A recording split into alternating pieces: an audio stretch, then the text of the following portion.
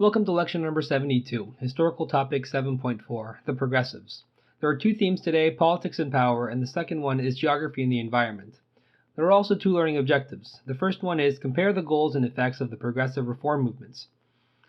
This lecture has a lot of key concepts, most of which are split up into different parts to not leave anything out. Let's begin with the first key concept. Some progressive era journalists attacked what they saw as political corruption, social injustice, and economic equality.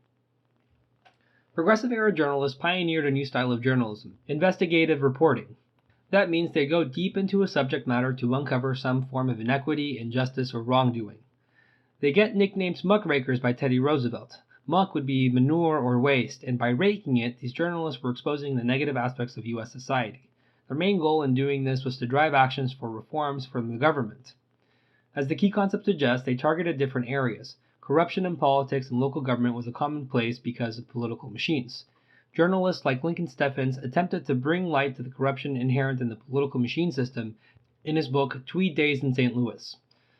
Steffens had also written the book Progress and Poverty, which explored how the continued industrial growth in America was paradoxically also followed by a growth in inequality. Social injustice is a broad topic, so there are two very different examples. One example for these is Upton Sinclair's book The Jungle, which exposes the meat industry for their unsanitary practices and lack of regulation. The second example is Lynch Law in America by Ada B. Wells. This was a seminal work in which he was the first to complete lynching statistics throughout the whole country and proved that lynchings were not isolated cases of vigilante action attempting to implement justice for a crime. Instead, she showed that they were a common tool for intimidation meant to check growing influence and rights of African Americans across the country. Finally, there are two examples for economic inequality. How the Other Half Lives, written by Jacob Riis, was a complete examination of urban life at the turn of the century. Riis wrote about the crowded tenements, the crime in the streets, the work in sweatshops, and even conditions in orphanages. He included photographs and etchings made from his photographs, which gave readers a complete view of the negative effects of negative urban sprawl. The second example is that of Ida Tarbell's History of the Standard Oil Company, which was an in-depth description of the business practices of Rockefeller's Standard Oil Company. It led to the eventual breakup of the company into various companies.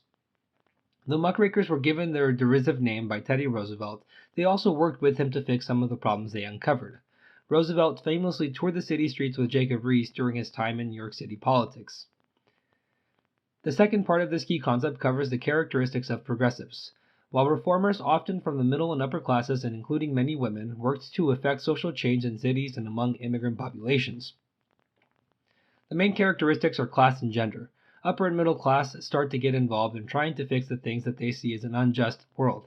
Since they have more disposable income and time, this is a new development as a result of economic expansion from the Gilded Age. A large middle class did not exist before that economic expansion. Women like Jane Addams in the settlement house movement are heavily involved in providing social services to new immigrants in cities. In her book 20 Years at Hull House, Addams touches on why women are more likely to get involved in the settlement houses and other reforms in general. Women's education opportunities expanded greatly at the turn of the century, especially for those who were middle and upper class. They could attend colleges and universities in greater numbers than ever before, though their professional opportunities didn't expand at the same rate. Thus, reform movements of the progressives provided greater opportunities for them to exercise the knowledge they acquired and gain some form of fulfillment. Women were also active in other progressive movements like women's suffrage. The movement grows further in this period, and because of that, it is harder to maintain a consolidated message or strategy. The National American Women's Suffrage Association had been the major organization with the founders of the previous era, Susan B. Anthony and Elizabeth Cady Stanton. Leading the organization into a new era was Carrie Chapman Catt. The National Women's Party, or NWP, led by Alice Paul, took a more radical approach by staging disruptive protests, getting arrested, carrying out hunger strikes in jail. Finally, black women organized for the vote and at times clashed with the traditional women's suffrage organizations. The day before Wilson's inauguration in 1913, the NAWSA organized a women's march to demand universal suffrage. Wells's delegation was asked to march at the back of the parade in a colored delegation.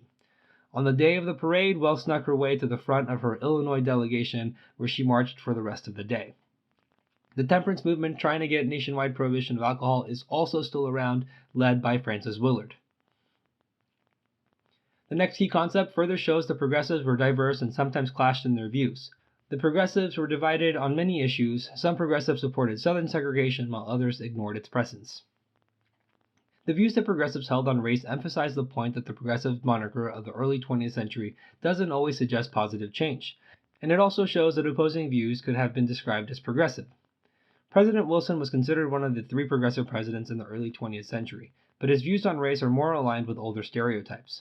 Wilson was the first Southern president in the White House in the post-Civil War era.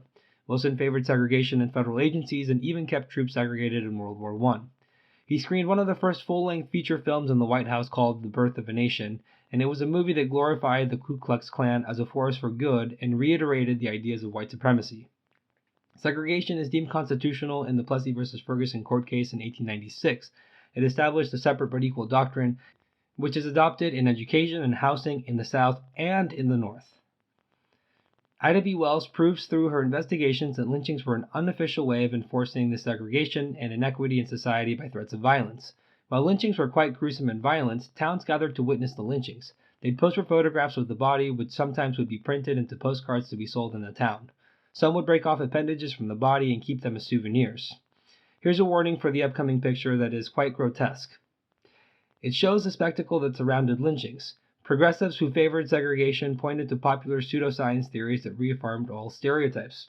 When these ideas were widely accepted by a community, they felt entitled to carry out their own form of gory justice in the event of an allegation of a crime committed by an African American. By segregating in systematic and scientific methods, people with white supremacist views claimed to be progressive. African Americans were largely left to fend for themselves in the wake of this violence. Some of the people who we talked about in the last historical period, like W.E.B. Du Bois and Booker T. Washington, were still active in that fight for equality, though there are still divisions within their movement. Du Bois was a co-founder of the Niagara Movement and the NAACP. The NAACP will continue to be active through the 20th century into the present day. Booker T. Washington had a different approach to Du Bois because he sought a more gradual path towards equality. He wanted to make sure that African Americans had economic opportunities first, and then they could be seen as equals in the eyes of white Americans. His 1896 Atlanta Compromise speech asks both blacks and whites to symbolically cast down their buckets where they are. In other words, use the resources and the opportunities that they have around them in order to better themselves and then gain a path towards equality.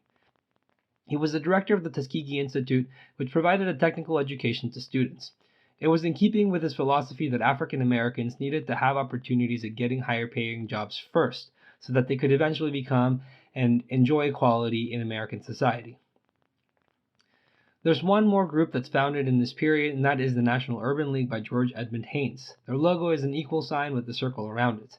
They're also still active today, and they have a similar ideology to Washington, looking for new economic opportunities that create a pathway for equality. The next key concept will get into the reforms that progressives are associated with. Some progressives advocated expanding popular participation in government, while others called for a greater reliance on professional and technical experts to make government more efficient. Those that wanted to expand participation wanted to make sure that voters had access to making more decisions. They introduced the use of the initiative, referendum, and the recall. An initiative is when voters are able to vote on an issue so that they can force the legislature to take up the issue and possibly write legislation. A referendum is when a legislature puts the decision on a certain policy up to the voters. Finally, a recall is whenever an elected official can be voted out of office before the end of their term by the voters. The picture in the top shows men collecting petitions to recall one of their local politicians.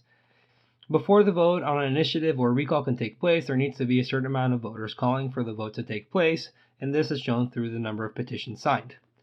Other political reforms include the secret ballot. That's the use of voting booths so that no one else knows who a voter is casting their ballot to avoid potential intimidation.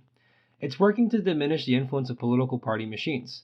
Voting practices varied by states and counties, but in some places voters would cast their vote orally to a county clerk, where political machine workers could ensure that they were getting the votes they were promised. As political machines lose the ability to reward their constituents the same number of patronage jobs, voters can feel more confident in voting against the political machine. The secret ballot aids the decline of machines because voters are free to vote their conscience, even if it goes against the machine in power. A lot of these reforms are being pushed for and experimented with by state politicians. One of these state politicians who is seen as the face of the progressive movement is Robert La Follette from Wisconsin. He was a representative, a senator, and also a governor of the state of Wisconsin. He tried running in national politics with limited success in the 1924 presidential election. Other reforms that expanded voters' participation are the direct election of senators and direct primaries. This works to eliminate the influence of political machines and the wealthy. Senators who used to be voted in by the state legislatures now have to be accountable directly to the voters. Machines or wealthy influences are less likely to put people in Senate seats through their control of state legislatures who might not listen to the public will. Another reform that helped battle the negative effect of political machines had on city politics were new styles of city government that increased reliance on experts in government. There are two new ways of running city governments. The first one is the city commissioner system, in which one commissioner runs each department in the city. So there would be a police commissioner, a fire commissioner, a sanitation commissioner, or public utilities commissioner. Often a commissioner system would be enacted simultaneously with a public ownership of utilities. That means that the electric companies, the water companies, would come under the ownership and management of the city. This system is sometimes called the Galveston system because it was implemented as an emergency measure after a destructive hurricane necessitated a centralized, expert-led rebuilding of the city. The other type of system is called the city manager system. In this system, the city council hires an expert city manager to oversee city business. As shown in the diagram on the right side, the mayor in this case becomes a more ceremonial role, at best with a limited oversight role. They don't really have much power because the city manager is the only one that's going to take care of most of the city business. It almost mimicked a large corporation where the board of trustees hires a CEO to manage the day-to-day operations. This is part of a larger trend because in businesses there were consultants that were being hired like Frederick Taylor who implemented scientific management strategies that would make every part of business as efficient as possible.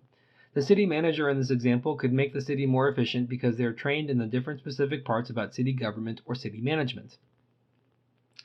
The key concept continues on the stances of progressives, and it says, progressives also disagreed about immigration restrictions. Some progressives believed in racial theories like social Darwinism and believed that there is a hierarchy of races, therefore believed some races should not be let into the United States. Other progressives like Jane Addams, who worked closely with immigrants, didn't think that was the case, and so therefore immigration should be allowed without many restrictions. During the 1920s, there was growth in the fear of communism, socialism, and anarchism coming from abroad. Part of it is attributed to the Communist Revolution in Russia in 1917, and part of this is heightened with the Sacco and Vanzetti murder case. They were Italian immigrants who were also anarchists and had committed or were alleged to commit a murder. They were found guilty in court in a trial where anti-immigrant prejudice was an influential factor. They were executed without being granted any appeals based on recanted testimony, conflicting evidence, and a new confession from others involved in the crime. This hysteria against immigration led to a couple pieces of legislation that severely restricted immigration. The first one is the 1917 Immigration Act. It implements literacy tests and says that anyone coming into the United States who's over the age of 16 has to have the ability to read, whether it be in their home language or in English. Additionally, it creates a barred zone which excludes most of Asia from being able to immigrate to the United States. The map on the top right shows the barred zone which includes most of Asia and Southeast Asia. The next set of acts are the 1921 Emergency Quota Act and the 1924 National Origins Act. These build on each other to severely restrict immigration outside the Western Hemisphere. Any country that sent immigrants to the United States could only send 3% and then later 2% of the immigrants that they had sent in the year 1890. The main purpose was that they were trying to limit immigration coming from Southern and Eastern Europe. They chose the year 1890 as the baseline because in that year there were very few immigrants coming from those regions.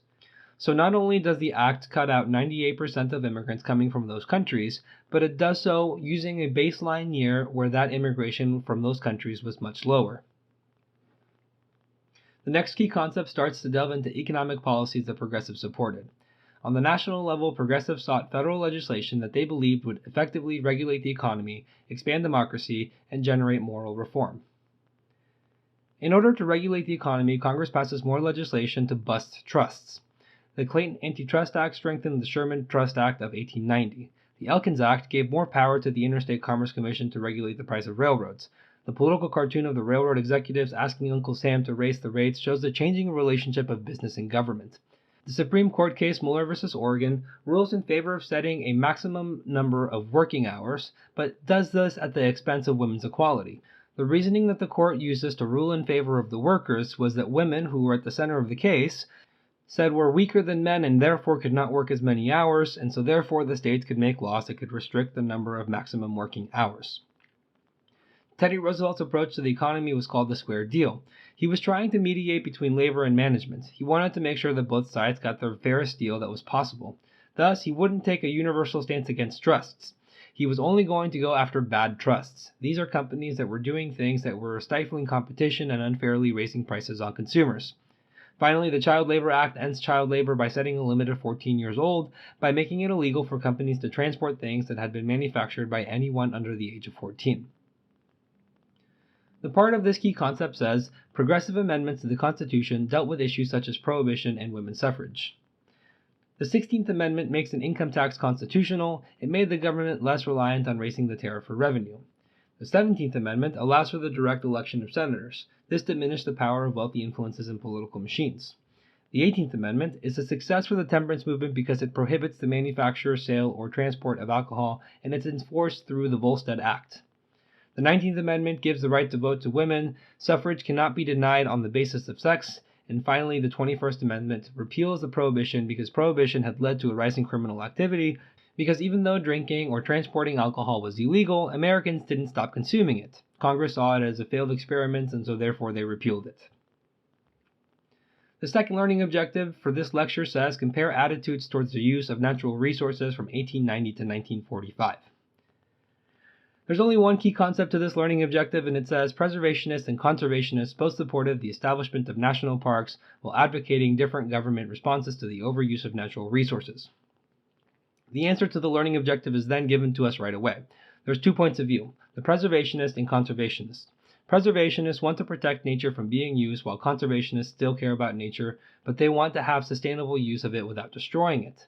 The faces of this debate are John Muir and Gifford Pinchot.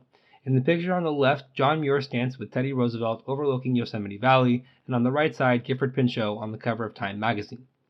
Both are friends and acquaintances of Teddy Roosevelt. Under Roosevelt's administration, Gifford Pinchot was put in charge of the U.S. Forest Service, but during this era, the conservationists end up getting their way more so than the preservationists. The case of Hetch Hetchy in California is a great example of this. A picture of Hetch Hetchy is on the bottom right. It looks very similar to Yosemite Valley, and that's because they're just about 20 to 30 miles away from each other. But while Yosemite Valley was preserved for people to visit and made into a national park, Hetch Hetchy was dammed up and used as a water reservoir that would be used for the drinking water of the San Francisco Bay Area. Legislation that came out of this period was generally in support of conservationist goals. The Forest Reserve Act allowed the president to set aside land for conservation. It was utilized by Teddy Roosevelt to set aside 150 million acres of land for conservation. The New Lands Reclamation Act allowed for land to be sold to the public, but the money from those sales would be used to fund irrigation projects. And then President Taft set aside federal oil land to lease out to companies to extract oil from it, and then also establishing the Bureau of Mines, so to try and regulate the amount of things that are mined on federal land. Alright, so that was it. I know that was a long one, but here's our recap. We started with muckrakers, and they were exposing the injustices in politics, society, and the economy. Progressives were mostly upper middle class and usually women. Progressives debated on segregation, immigration, and city governments. Progressives used federal government to put in place their reforms. And finally, preservationists and conservationists disagree. Preservationists want nature to be kept pristine, while conservationists want to have a sustainable use of it. And for the most part, conservationists get their way. Thank you for watching. If you would like to watch the next lecture, you can click the video link on the screen. And if you're looking for more practice to help you on the AP exam, you can visit apushslides.com. I wish you the very best in all of your studying and look forward to seeing you back in the next lecture.